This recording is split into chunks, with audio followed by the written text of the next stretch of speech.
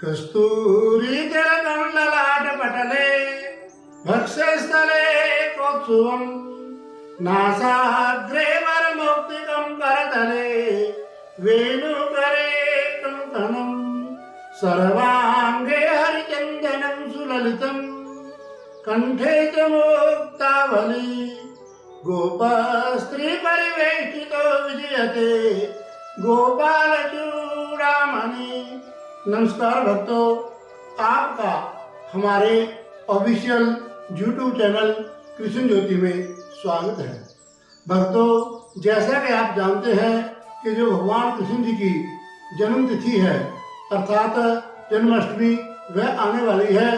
इसका जो व्रत है वह कब और कैसे करना है, किस विधि से करना है, इसके बारे में जो आज की वीडियो है उसमें बताएंगे। इसलिए बीच में स्किप मत करें और अंत तक देखें। भक्तों, जैसा कि आप जानते हैं कि जो जन्माष्टमी है उसका व्रत करने के लिए सबसे पहले हम ब्रह्म मुहूर्त में उठ करके अपना जो संध्या वंदन आदि है उससे निवृत्त होकर के भगवान का स्मरण करते हुए जो व्रत है उसका संकल्प करते हैं। संकल्प क्या है? संकल्प में हम अपनी जो मनोवृत्ति है उसको भगवान के आगे प्रकट करते हैं। एकाग्र भाव से जब संकल्प किया जाता है तो भगवान उसे स्वीकार करते हैं, क्योंकि भगवान कहते हैं अनन्य चिंती अंतो माम योजना पर्युपासते तेषां नित्याभियुक्तानां योगक्षेम वहाम्यहम्। जो एकाग्र भाव से मेरा चिंतन करते हैं, मेरा मनन करते हैं, उनका जो जीवन यापन है वह मैं स्वयं करता हूँ। इसलिए भक्तों, भगवान को प्राप्त करने के लिए सबसे पहले जो जरूरी है वह है आपका संकल्प, आपका विश्वास और श्रद्धा। संकल्प में क्या है? जैसा उद्देश्य लेकर के हम व्रत करते हैं उसी उद्देश्य की भगवान पूर्ति करते हैं। यह आपने संकल्प में बोलना होता है, मैं किस स्थान पर कैसे बैठ करके किस उद्देश्य के साथ प्रभु आपका स्मरण करता हूँ, आपका व्रत करता हूँ। उसमें क्या है, यदि आपके पास संतान नहीं है तो आप संतान प्राप्ति के लिए यह जो जन्माष्टमी का व्रत है यह कर सकते हैं। तो भगवान से प्रार्थना करें कि हे प्रभु, जैसे आपने माता देवकी के गर्भ से जन्म लेकर के उनके दुखों का निवारण किया, उनको जो पुत्र सुख है वह प्राप्त करवाया, उसी प्रकार मैं भी पुत्रहीन हूँ और मुझे भी पुत्र चाहिए, वैसे ही आप मेरे पर भी कृपा करें, ऐसा बोल करके संकल्प करें।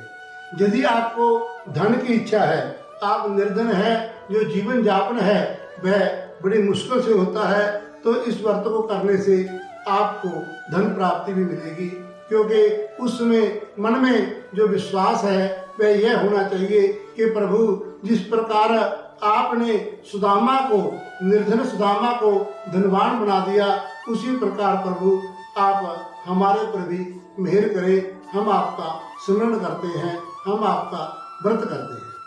उसके बाद आता है दुष्टों का संहार। यदि आपको कोई बेकार में ही तंग कर रहा है, आपके ऊपर जुर्म हो रहे हैं, आपको सताया जा रहा है, तब भी आप उसके निवारण के लिए यह जो जन्माष्टमी का व्रत है यह कर सकते हैं। उसमें जो मन की भावना है वह ऐसी होनी चाहिए कि प्रभु जिस प्रकार आपने कंस को का संहार किया, जरासंध आदि जो दुष्ट थे उनका संहार किया, अकासुर बकासुर आदि का संहार किया, पूतना का संहार किया, उसी प्रकार जो मुझे सता रहे हैं, बिना किसी अपराध के मुझे दंड दे रहे हैं, ऐसे अपराधियों का भी आप सर्वनाश करें। उसके बाद आता है रोग से निवृत्ति। आप किसी व्याधि से दुखी हैं, आपको कोई बड़ी व्याधि लगी हुई है, उससे निवृत्ति के लिए भी आप यह व्रत कर सकते हैं। तो प्रभु से प्रार्थना करनी है कि प्रभु जिस प्रकार आपने कुब्जा का जो दुख था, जो रोग था वह निवारण किया, उसी प्रकार आप मेरा यह जो दुख है यह भी निवारण करें। फिर इसमें आता है मन चाहा फल।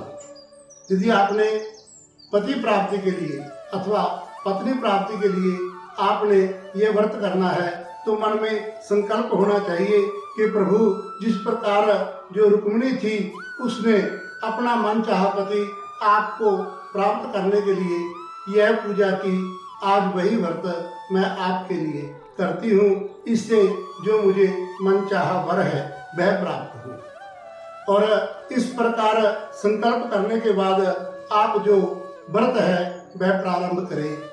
इस व्रत में क्या कहते हैं, भगवान की पूजा करें और उस पूजा में पत्रम पुष्पम फलम तोयम ये में भक्ता प्रियच्छति। भगवान कहते हैं कि मुझे कुछ नहीं चाहिए, कोई फल नहीं चाहिए। यदि आप श्रद्धा से आप पत्र पुष्प फल और जल मुझे अर्पित करते हैं, क्योंकि श्रद्धा और विश्वास यह दो अचूक अस्त्र हैं जो भगवान को प्राप्त करने के लिए प्रयोग में आते हैं। यदि आप अपनी श्रद्धा और विश्वास के साथ भगवान की आराधना केवल जल से अथवा फल फूलों से करते हैं तो आपकी जो पूजा है वह निश्चय ही सफल हो जाएगी।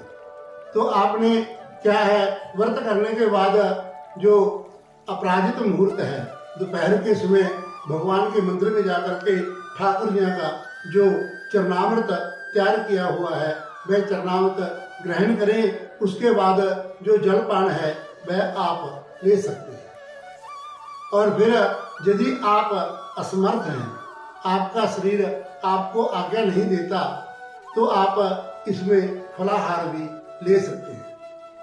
और शाम को रात्रि के समय भगवान का कीर्तन करें, भगवान का स्मरण करें, भगवान के नाम का जाप करें। जिस उद्देश्य से आप इस व्रत को कर रहे हैं उसी उद्देश्य के साथ भगवान के नाम का जाप करते हुए जो मध्य रात्रि है उसका इंतजार करें। जब मध्य रात्रि के समय अभिजीत मुहूर्त आता है, उस समय जब चंद्रमा उदय होता है तब कहते हैं कि भगवान का जो जन्म था वह हुआ। अष्टमी तिथि बुधवार और जो रोहिणी नक्षत्र के बीच में जब रात्रि में मध्य रात्रि में चंद्रमा का उदय होता है तब प्रभु का जन्म प्रकट कहा गया है।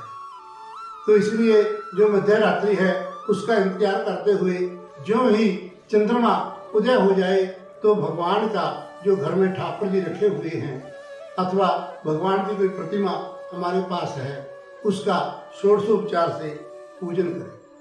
पहले चरण धोएं, जलपान कराएं, जो आपके पास पूजा सामग्री है वह उसके ऊपर अर्पित करें। और अर्पित करने के बाद जो आपने प्रसाद रूप में कोई भी द्रव्य रखा हुआ है उसको भगवान को प्रसाद लगवाएं।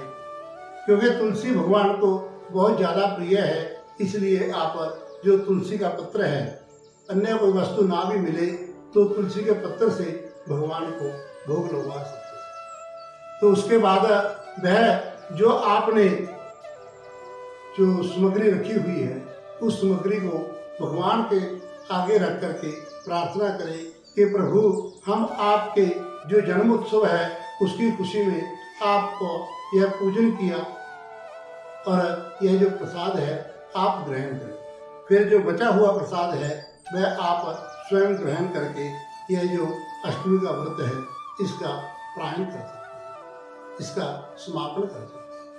इसलिए भक्तों जो अष्टमी का व्रत है वह आपके हर कार्य को पूर्ण करने के लिए किया जाता है। ऐसे ही जो आगे आने वाले व्रत हैं उनके बारे में आपको संक्षेप में बताया करेंगे। तो यदि आपको यह वीडियो अच्छी लगी तो आप इसे शेयर करें, कमेंट करें और हमारा जो चैनल है उसको सब्सक्राइब करना मत भूलें। नमस्कार।